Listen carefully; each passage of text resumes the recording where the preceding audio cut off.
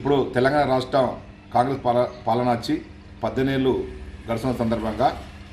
మన ప్రియతమ ముఖ్యమంత్రి రేవంత్ రెడ్డి గారు రైతుల గురించి ఆలోచించి మంత్రి పొంగులేటి శ్రీనివాసరెడ్డి గారు కూడా ఆలోచించి రైతు సమస్యలు చాలా ఉన్నాయి. గతంలో రాజశేఖర్ టైంలో ప్రభుత్వం ఉమ్మడి రాష్ట్రంలో ఉన్నప్పుడు కాంగ్రెస్ ప్రభుత్వం ఉన్నప్పుడు అప్పుడు ముఖ్యమంత్రిగా రాజశేఖర్ ఉన్నప్పుడు భూ సమస్యల విషయంలో రైతులకు సంబంధించిన విషయం ఏదైతే ఉందో అది పరిష్కార మార్గాలు ఆనాడు ఆలోచించి ఆమె చేయడం జరిగింది. తర్వాత మన తెలంగాణ రాష్ట్రం ఏర్పడిన తర్వాత ముఖ్యమంత్రి కేసీఆర్ అయిన తర్వాత కొత్తగా ధరణి చట్టం తీసుకొచ్చి రెవెన్యూ చట్టం తీసుకొచ్చి రైతుల సమస్యలు పట్టించుకోగా రైతుల సమస్యలు ఏవైతే ఉన్నాయో అది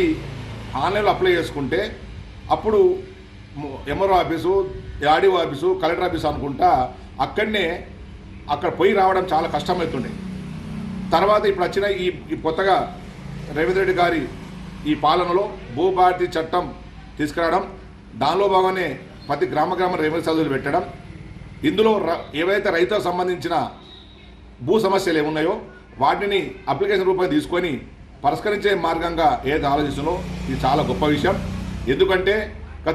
15 ఏళ్ళ నుంచి ప్రతి రైతు పట్టగాక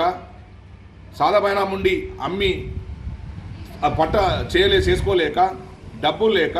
కొంతమంది అసైన్ భూములు ఉండి కబ్జాలు ఉండి పట్టగాక చాలా సమస్యలు ఎదుర్కొంటున్న రైతాంగాన్ని ఆదుకోవడానికి, భూ సమస్య ఏదైతే ఉందో అది పరిష్కరించడానికి వీళ్ళ అప్లికేషన్ తీసుకొని ఆ పరిష్కార మార్గాలు ఆలోచించి విధంగా గ్రామాన అధికారులనే రైతుల దగ్గర పంపించి పరిష్కరించే విషయంగా చాలా గొప్ప విషయంగా చాలా సంతోషంగా మేము వ్యక్తం చేస్తున్నాం. ఇలాంటి రేపు ఏ సమస్య ఉన్నా భూ సమస్య ఉన్నా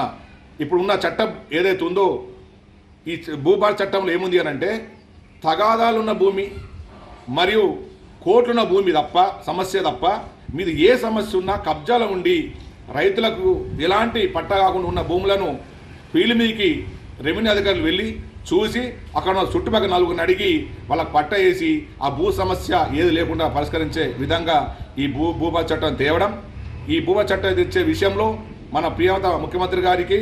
మరియు అదేవిధంగా రెవెన్యూ మంత్రి గారికి